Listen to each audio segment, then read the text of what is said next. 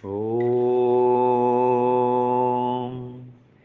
इन्द्रायेन्दुं पुनीतनोग्रं दक्षाय साधनम् ईशानं वीतिराधसम् ईशानं वीतिराधसम् इन्द्रायेन्दुं पुनीतनोग्रं दक्षाय साधनम्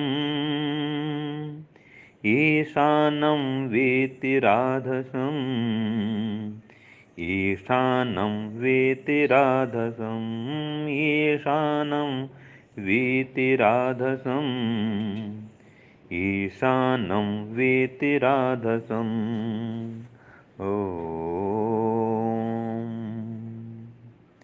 यह ऋग्वेद के 9वें मंडल के 62वें सूक्त का 29वां मंत्र है। इस मंत्र के पदार्थ में कहा, हे प्रजाजनों, जो उग्रम अर्थात महा तेजस्वी है और दक्षाय साधनम अर्थात जिसके द्वारा आप दक्ष अर्थात सभी कार्यों में कुशल बन सकते हैं, और जो ईशानम स्वयं परम ऐश्वर्य को प्राप्त कराने में समर्थ है। स्वयं तो परम ऐश्वर्यवान ही है ही, और उस परम ऐश्वर्य को प्रदान करने वाला है।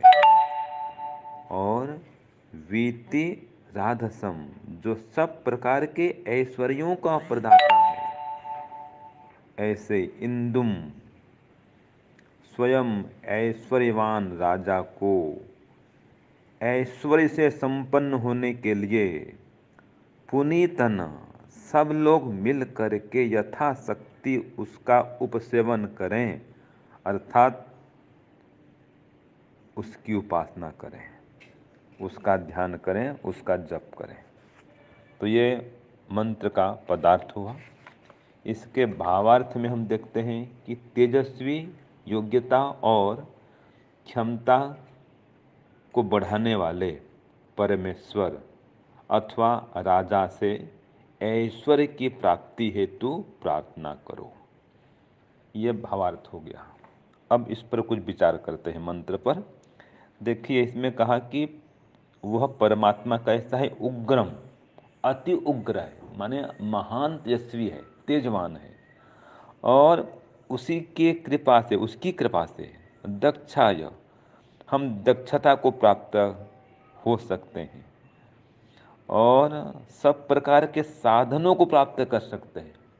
तो दक्षता की प्राप्ति के लिए और साधनों को प्राप्त करने के लिए हम उसकी उपासना करें। एक बात, उसकी उपासना क्यों करें, उत्तर मिल गया। देखिए, दक्षाय, दक्षाय माने दक्षता प्राप्त करने के लिए, कार्यों में कुशलता सफलता प्राप्त करने के लिए उसकी उपासना करें। ये मंत्र ये नहीं कह रहा है कि खेती में, कि व्यापार में, नौकरी में, कोई भी काम करो उसमें सफलता के लिए उसकी उपासना करो, एक्सपर्ट होने के लिए, उस पर एक्सपर्ट होने के लिए। ठीक है जी। और कह रहा है कि सभी कार्यों में, देखो कितना स्पष्ट कर दिया, अर्थात उसको बोलते हैं गुजराती में सर्व कार्यों में कुशल बनी सको छो, माने सभी काम में आप कुशल हो सकते हैं, एक्सपर्ट हो सकते हैं, ब्रिलियंट बन सकते हैं अगर उसकी उपासना करेंगे तो। जो भी आपका लक्ष्य है, गोल है, आपका एम्बिशन है, जिसको आप प्राप्त करना चाहते हैं, उसको प्राप्त कर सकते हैं। मैं ये मंत्र का, उसमें मुझे प्रमाण याद नहीं था, लेकिन मैं बोलता था कि जो ईश्वर की उपासना करेगा वो अपने हर कार्य में सफल होगा। देखो प्रमाण मिल गया।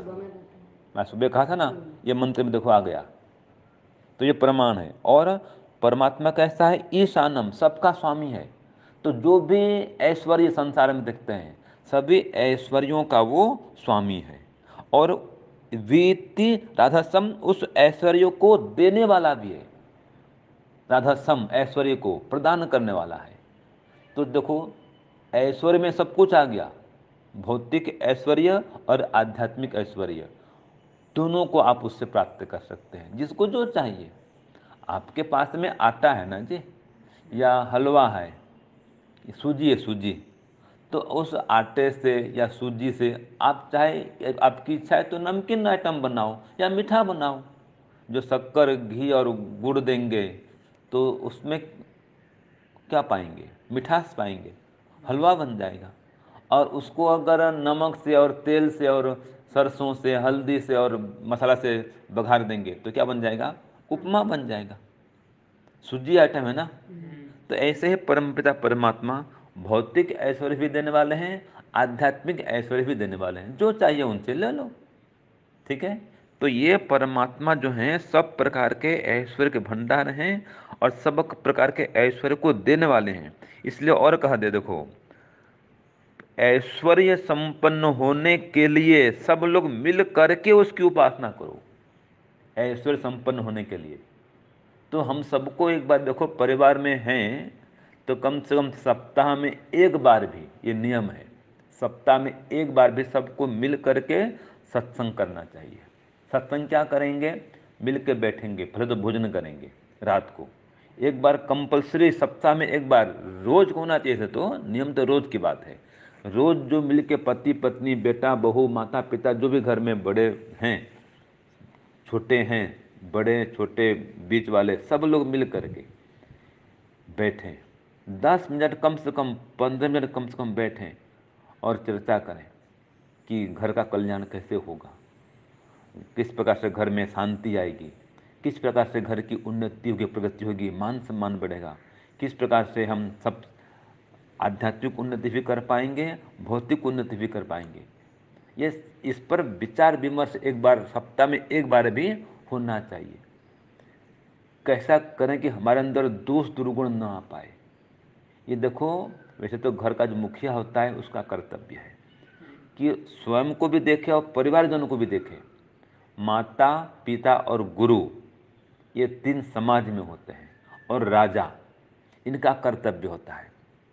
राजा पूरा देश में देखे कि कहीं चोरी तो नहीं हो रही है, कोई चोर तो नहीं पनप रहा है, माने समाज को देखे वो, कहीं गुंडागर्दी हो रही है क्या, माने कहाँ कहाँ दोष बढ़ रहा है, दुर्गुण बढ़ रहा है, पाप हो रहा है, उस पाप को रोके, ये राजा का कर्तव्य है। जीव हत्या हो रही है, जो भी हिंसा या पाप अधर्म अत्याचार भ्रष्टाचार जो भी अनाचार हो रहा है उसको राजा रोके, कर्तव्य है। ऐसे ही गुरु, अगर गुरुकुल में तो गुरु रोके, विद्यार्थी कुछ गड़बड़ तो नहीं कर रहे हैं, सुबह कितने बजे उठते हैं, दिनचर्या करते हैं नहीं करते हैं, खान पान कैसा है, पढ़ते हैं नहीं पढ़ते हैं, सुबह ध्यान उपासना में बैठते हैं नहीं बैठते हैं, सब कुछ गुरु देखेगा, कर्तव्य गुरु का। और घर में है तो माता पिता पति जो घर के मुखिया हैं वो देखेंगे कि मेरा बेटा जल्दी उठता है नहीं उठता है, पत्नी क्या करती है, नियम पर चलती है नहीं चलती है, बेटा नियम पर चलता नहीं चलता है, ये काम उसका धर्म है।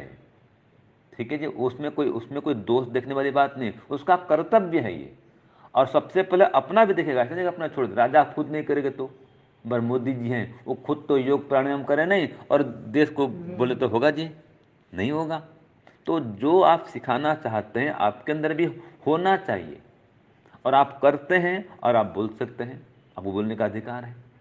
और अगर खुद नहीं कर रहे हैं बोलेंगे तो प्रभाव भी नहीं पड़ेगा, लेकिन खुद कर रहे हैं आप जरूर बोलें, आपके पास बोलने का अधिकार है।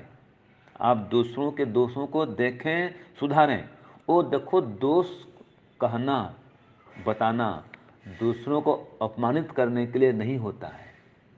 जो कल्याण चाहता है ना वही दोष बताता है, याद रखिएगा। बाकी वो क्यों पढ़ा है, आपके घर में क्या हो रहा है बाकी लोग पड़ोसों को कोई मतलब है, क्यों जी, जो भी हो रहा है आपको चर्चा करनी है ना। तो आपको देखो, आपकी बात कर रहा हूँ, आपको दूसरा कोई बोल सकता है, नहीं बोल सकता, अधिकार नहीं है। लेकिन शशिकांत जी आपको बोल सकते हैं, माने पत्नी को पति देव बोल सकते हैं, ऐसे बेटे को माता पिता बोल सकते हैं, और किसी बेटे को बोल सकते हैं, अपने बेटे को बोल सकते हैं ना जी, अच्छा बुरा जो भी है बोल सकते हैं। गुरु जी बोल सकते हैं, गुरु जो सबके लिए होता है, हम सबको बोल सकते हैं, जो भी हमारे शिष्य हैं, हम जो यजमान हैं जहाँ हम जाते हैं उन सबको हम बोल सकते हैं। या समाज में सन्यासी बन गए तो पूरे समाज को हम बोल सकते हैं सन्यासी बन गए, तो हमारे पास में अधिकार है। तो राजा, गुरु, माता और पिता ये समाज के दोषों को दूर करने के लिए प्रयत्न करें। तो ये जो मंत्र कहता है, इस प्रकार से सब मिलकर के प्रयत्न करेंगे तो उससे ऐश्वर्य को प्राप्त करेंगे। क्योंकि ऐश्वर्य प्राप्त करने में ये दोष दुर्गुण नहीं, ये बाधक हैं। जब तक दोष हैं, दुर्गुण है, ऐश्वर्य नहीं मिलेगा, सफलता नहीं मिलेगी। दोषों को दूर करेंगे तो सफलता कदम चूमेगी, मैंने सफलता पैर में पड़ेगी। इसलिए अपने को पुरुषार्थी बनाए। ठीक है जी। तो सब प्रकार के ऐश्वर्य को पाना हो तो ईश्वर के अनुकूल चलें, उसकी आज्ञा का पालन करें, व्यवहार में पुरुषार्थी बने, ईमानदारी से काम करें। माता पिता गुरु आचार्य से छुपा के कोई काम नहीं करें। जो छुपा करके कर रहे हैं वो पाप होता है।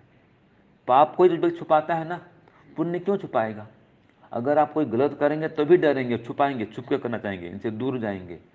और न्याय से चल रहे हैं तो क्यों सामने करेंगे उनके? अच्छा काम है। तो अच्छा काम को करने में व्यक्ति शर्म नहीं करता है, बुरा काम करने में शर्म करता है। तो अगर ईश्वर की आज्ञा का पालन कर रहे हैं वो अच्छा काम है। तो ऐसा करने से सब प्रकार का ऐश्वर्य मिलता है